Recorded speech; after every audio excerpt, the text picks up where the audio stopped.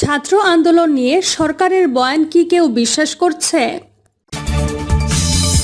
এবং সর্বশেষ জানাবো সারা দেশে পুলিশের গ্রেফতার অভিযান, ফেসবুকে পোস্ট দেওয়ার জের ধরেও আটকের অভিযোগ। এতক্ষণ শুনছিলেন সংবাদ শিরোনাম, এবার বিস্তারিত। ছাত্র আন্দোলন নিয়ে সরকারের বয়ান কি কেউ বিশ্বাস করছে? সম্প্রতি বাংলাদেশে ছড়িয়ে পড়া আন্দোলন শুধুমাত্র সরকারি চাকরিতে এবং ভিন্ন মত সহ্য না করা বাংলাদেশের প্রধানমন্ত্রী শেখ হাসিনার বিরুদ্ধে ক্ষোভের প্রতিফলন। আর এই আন্দোলন হাসিনা সরকারের সহিংস দমনের ফলে অন্তত 200 মানুষ নিহত হয়েছেন। এর অধিকাংশই ছাত্র এবং সাধারণ মানুষ, যা এখন পর্যন্ত ক্ষমতায় থেকে সবকিছু নিয়ন্ত্রণে রাখার ক্ষেত্রে শেখ হাসিনার জন্য সবচেয়ে বড় চ্যালেঞ্জ হিসেবে দেখা দিয়েছে।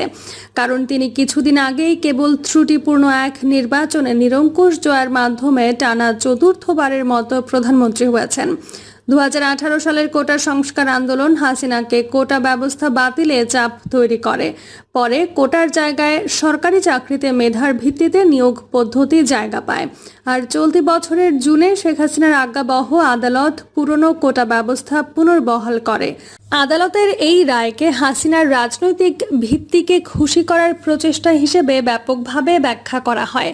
বিশেষ করে অর্থনৈতিক সীমাবদ্ধতার আলোকে সহায়তার অন্যান্য উপায়ে সীমিত থাকায়। দৃশ্যত এই অবিচারের প্রতিক্রিয়ায় জুলাইয়ের শুরুর দিকে বিশ্ববিদ্যালয়ের ছাত্ররা এবং সদ্য পড়াশোনা শেষ করা শিক্ষার্থীরা হাইকোর্টের রায়ের পরিপ্রেক্ষিতে নিজেদের ভিন্ন মত জানাতে রাস্তায় নামেন। বিশ্লেষকরা বলছেন, প্রথম দিকে এই আন্দোলন শান্তিপূর্ণ ছিল, কিন্তু প্রধানমন্ত্রী শেখ হাসিনার বলপূর্বক হ্যান্ডলিংয়ের কারণে সহিংসতা ছড়িয়ে পড়ে।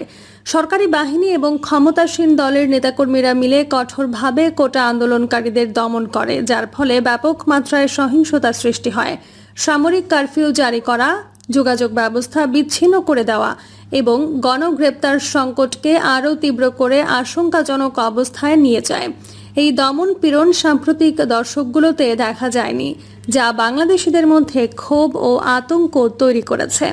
নিহতের সংখ্যা ইতোমধ্যে 200-র কাছাকাছি পৌঁছেছে, যদিও আন্দোলনের নেতারা নিহতের সংখ্যা আরও অনেক বেশি বলে শঙ্কা করছেন। তবে সরকারি হিসেবে নিহতের সংখ্যা কম দেখানো হবে বলে ধারণা করা হচ্ছে। এত বেশি নিহত অনেকে মানতে পারেনি, যা চলমান ক্ষোভ ও অসন্তোষকে আরও বাড়িয়ে তুলেছে। আন্দোলন দমাতে হাসিনা তার কাছে থাকা সব শক্তি মাঠে নামিয়েছে। এর মধ্যে একটি ভয়ঙ্কর আধা সামরিক ইউনিটও রয়েছে, যারা শীর্ষ কর্তারা পূর্বে নির্যাতন, বিচার বহির্ভূত হত্যাকাণ্ড ও গুমের অভিযোগে আন্তর্জাতিক নিষেধাজ্ঞায় পড়েছিলেন। এছাড়া এখন হাসিনার নিয়ন্ত্রণে থাকা এককালের অভ্যুত্থান প্রবণ সেনাবাহিনী ও অন্যান্য আইন শৃঙ্খলা বাহিনীর পাশাপাশি মোতায়েন করা হয়। তার সমালোচকরা বলছেন, নিজের কর্তৃত্বকে আরও শক্তিশালী করতে এসব পদক্ষেপ। আন্দোলন সহিংস দমনের প্রতিক্রিয়ায় বিদেশি একদল রাষ্ট্রদূত বাংলাদেশের পররাষ্ট্রমন্ত্রীর সঙ্গে দেখা করে উদ্বেগ প্রকাশ করেছেন। পররাষ্ট্রমন্ত্রীর সঙ্গে রাষ্ট্রদূতদের ওই আলোচনায় ছিলেন এমন একজন জ্যেষ্ঠ কূটনীতিক জানিয়েছেন, ছাত্র আন্দোলনের বিরুদ্ধে চালানো অভিযানে বাংলাদেশের নিরাপত্তা বাহিনী জাতিসংঘ শান্তিরক্ষীদের সাঁজোয়া যান এবং হেলিকপ্টার ব্যবহারের বিষয়গুলো বিদেশি রাষ্ট্রদূতরা সামনে এনেছেন।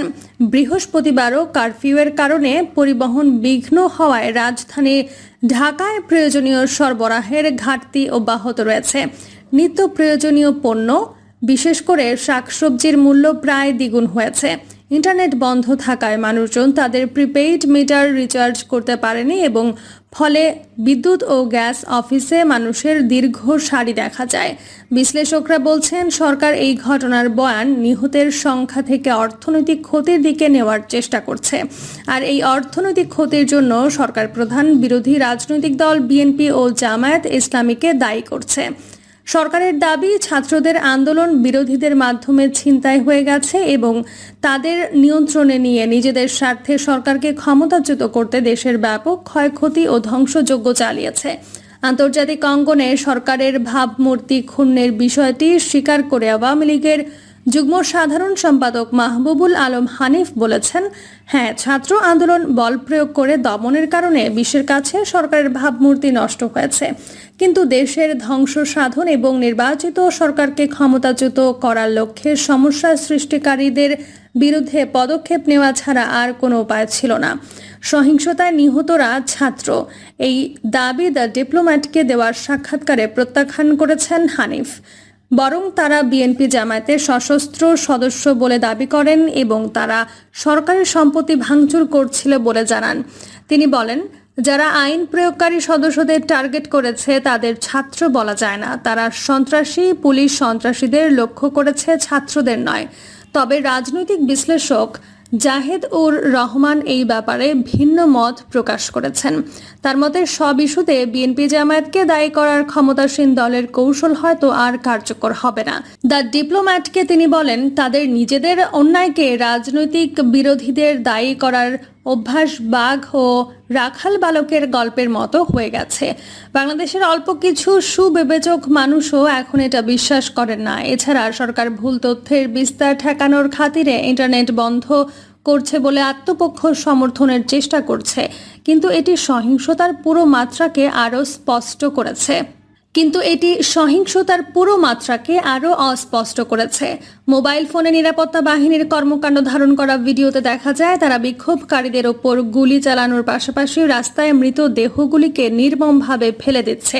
সুশাসনের জন্য নাগরিক এর সম্পাদক বিশিষ্ট নাগরিক বদিউল আলম মজুমদার বলেন, সরকারের অস্বীকার করলেও যোগাযোগ ব্ল্যাকআউট করে দেওয়াটা তাদের ভুল পদক্ষেপ ছিল। দ্য ডিপ্লোম্যাটকে বদিউল আলম মজুমদার বলেন, এটি শুধু কেবল রাগ, গুজব এবং ভুল তথ্যই বাড়ায়নি, বরং বিশ্বমঞ্চে সরকারের সুনামও কলুষিত করেছে। ছাত্রদের নেতৃত্বাধীন বিক্ষোভ দমনে সরকারের এই কঠোর প্রতিক্রিয়া নজিরবিহীন এবং কোনো ধরনের ব্ল্যাকআউট সেটি খুব বেশি আড়াল করতে পারে না। বর্তমানে আন্দোলনকারীরা ছত্রভঙ্গ, তাদের দাবি মেনে না নিলে পুনরায় সংগঠিত হওয়ার প্রতিজ্ঞা করছেন। আন্দোলনকারীদের কোনো অংশ বলছেন, আন্দোলন আর কোটার মধ্যে সীমাবদ্ধ নেই। আন্দোলনে যাদের হত্যা করা হয়েছে সেই হত্যার বিচারের দাবিতে পৌঁছেছে।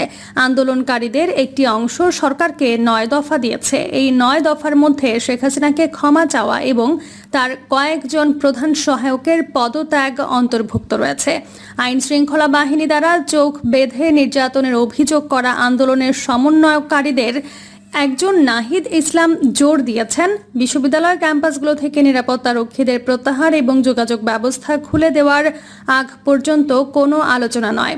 দ্য ডিপ্লোম্যাটকে নাহিদ বলেন, আমাদের কয়েকজন সহ আন্দোলনকারীকে সাদা পোশাকের পুলিশ তুলে নিয়ে গেছে।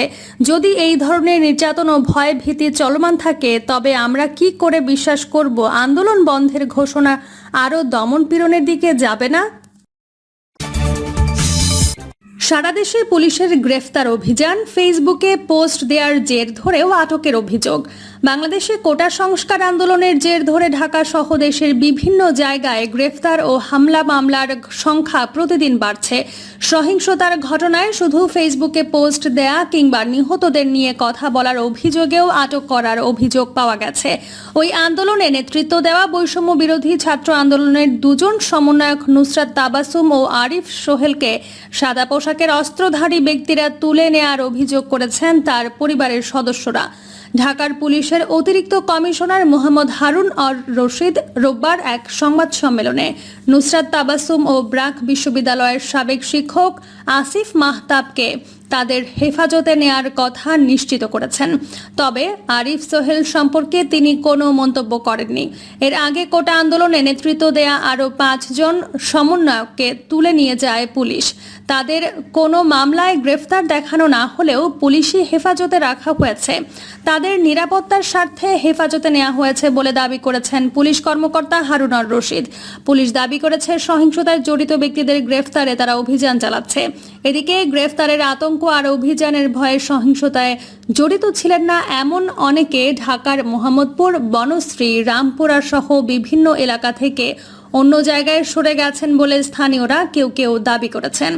ঢাকার যেসব এলাকায় এবার ব্যাপক সহিংসতা হয়েছে তার মধ্যে এই এলাকাগুলোও রয়েছে।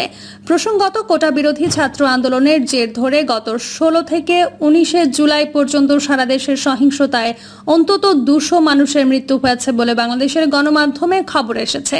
তবে দেশটির স্বরাষ্ট্রমন্ত্রী আসাদুজ্জামান কামাল রোববারই বলেছে, এবারের সহিংসতায় 147 জন মারা গেছে, যার মধ্যে 11 জন আওয়ামী লীগ কর্মী, বাকিরা শিক্ষার্থী ও সাধারণ মানুষ বলে তিনি মন্তব্য করেছেন।